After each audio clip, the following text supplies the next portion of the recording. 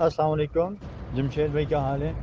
अच्छा, पूछना ये था कि ऐसा बंदा जिसका आपके साथ एग्रीमेंट तो नहीं हुआ मगर उसके पास जायंट या कोई से भी रेबिट्स मौजूद हैं, तो क्या आप बाहर के बंदे से भी ये रेबिट्स के लेने का कारोबार करते हैं, मतलब लेते हैं? फ़र्ज़ करें मैंने अपने पास अगर कोई रेबिट्स रखे हुए हैं और मैं अभी वो उनकी उम्र 3-4 महीने तक पहुंचने वाली हो और मैं आपसे रब्ता करूं और आपको कहूं कि मेरे पास ये चीज़ है और आप ले लें, तो क्या आप इस तरह भी करते हैं कि जिसके साथ आपका एग्रीमेंट नहीं हुआ और जिसने आपसे माल लिया हुआ नहीं है, बाहर किसी से लिया हुआ है और आप पर बेचना चाहता है, तो क्या आप उससे ख़रीद लेते हैं? जी शाहबाज साहब, बिल्कुल हम ख़रीदते रहते हैं जब हमें ज़रूरत पड़ती है। और जब ज़रूरत नहीं पड़ती तो फिर हम नहीं ख़रीदते। और ख़रीदते मार्केट के रेट के हिसाब से हैं। जैसे आजकल हम अंगोरा के बच्चे 2.5 महीने वाले 4,000 का जोड़ा उठा रहे हैं, लेकिन एग्रीमेंट वालों से 55 दिन के 10,000 का जोड़ा उठा रहे हैं। और बायर वाले से एग्रीमेंट हम इस तरह कर नहीं सकते, क्योंकि आप तो बिल्कुल अपनी नीयत में साफ़ होंगे, हम आपको मानते भी हैं। लेकिन हमारे साथ दो बहुत ज़्यादा धोखे फराड हो चुके हैं। जब मार्केट मंदा होता है, मार्केट 4,000 पे आ जाता है, तो वो तो 10,000 का हमें देता रहता है, खुशी से 6,000 रुपये कमा रहा है। लेकिन जब मार्केट 14-15 हज़ार पे चली जाती है, फिर वो हमें लिफ्ट ही नहीं कराता। कहते हैं जमी भाई कोई भी बच्चा नहीं है, कुछ थोड़े आए थे वो मैंने खुद रखे हैं, और छुपके से बैर बार सेल कर देता है। तो इस तरह आउटसाइड पे एग्रीमेंट तो हम नहीं कर सकते। हाँ, आज़ादाना तौर पे उठाते रहते हैं, जो हमारे दिल में रेट आए वही रेट लगा दिया। जी जमशेद भाई, लेकिन अभी मार्केट जो है मैंने कुछ और लोगों से भी रब्ता किया है।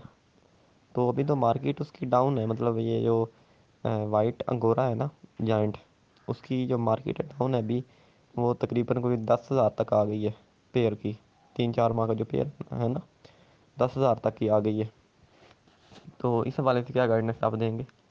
मुझे एक बात की समझ नहीं ना आ रही, ठीक है, कि आप बता रहे हैं कि इतना मतलब प्रॉफिटेबल काम है, ठीक है, कि उसने मतलब 3 माह बाद जो है ना बच्चे देने स्टार्ट कर देने हैं, और आगे वो जो है पहले कलाची में ही सारा जो है उसका सारा प्रॉफिट जो है वापस आ जाना है, ठीक है।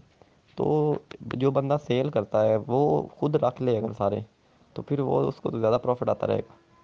ये बात मुझे समझ नहीं आ रही कि वो अगर मेरे पास ही फॉर एग्जाम्पल मैं आपको देता हूँ, एक बकरी खड़ी है ना, तो वो मुझे 6 माह बाद एक क्लच में मैं सारे पैसे रिकवर कर रही, पूरी इन्वेस्टमेंट जितनी करनी मैंने, ठीक है। तो मैं उसको आगे सेल करके दूसरे लोगों तक क्यों पहुँचाऊँगा? मैं उसको अपने पास ही रखता हूँ, ठीक है ना। तो इस हवाले से मुझे समझ नहीं आ रही इस बात की, ठीक है ना। तो अभी मार्केट का रेट 8,000 है, 10,000 रुपये पेयर का, आप 25,000 में चलो दे रहे हैं। तो आप अगर ख़रीदेंगे तो मार्केट का रेट डाउन होगा, आप महंगा ख़रीदेंगे, तो फिर आपको इसमें क्या फ़ायदा होगा? 55 दिन का जो 10,000 का ख़रीदेंगे उसमें क्या फ़ायदा होगा? और अभी तक आपके पास ओवरऑल जो कितने लोगों के साथ एग्रीमेंट हुआ है आपका ओवरऑल, मतलब पाकिस्तान में कितने लोग हैं जिनके साथ आपका एग्रीमेंट हो चुका है? ये थोड़ी मुझे गाइडेंस दे दें, क्योंकि मैं न्यू हूँ। तो क्योंकि मैंने सिर्फ एक पेयर लेना है या 2 पेयर ले लूँगा, सिर्फ एक चेक करने के लिए इसकी मार्केट असल है क्या, ठीक है। अच्छी लगी फिर इन्वेस्टमेंट करनी है, एक ही दफ़ा करनी है, जितनी भी की मैक्सिमम कोशिश करनी है कि जितनी हो सके। लेकिन अब मार्केट पहले चेक करनी है कि क्या सीन है इसका, ठीक है ना। तो इस हवाले से आप गाइडेंस दें। जायंट वाइट अंगोरा के बनीला आप 55 दिन के 10,000 का जोड़ा लेंगे, और एक एक्स्ट्रा मेल का जो है 1,000 रुपये, ठीक है। ये 12 साल तक का एग्रीमेंट होगा। ये मेरी थोड़ी सी ना कन्फ्यूजन क्लियर कर दें काइंडली। देखिए जमशेद इकबाल साहब, पहली बात ये है कि आपको ये बताऊं कि आप कह रहे हैं कि इतना अगर अच्छा रेट है तो लोग सेल क्यों करते हैं। वो सेल इसलिए जल्दी कर लेते हैं, किसी के पास ब्रीड नहीं बढ़ती, कि वो डरते हैं कि भाई रेट गिरने वाला है। अप डाउन इसमें बहुत चलता रहता है, डॉलर की तरह, सोने की तरह। तो ऐसा ना हो मेरे गले पड़ जाएं, या ऐसा ना हो मुझसे मर जाएं। तो वो कहते हैं अभी जो रेट अच्छा है तो मैं इनको निकाल दूं, ठीक है। جب ریٹ ڈاؤن آ جاتا ہے پھر وہ کیا کرتا ہے، کہتا ہے او یار یہ تو ریٹ ڈاؤن جا رہا ہے، ایسا نہ ہو میرے پاس مر جائیں، میں تو غریب بندہ ہوں، وہ آگے اس کو سیل کر دیتا ہے۔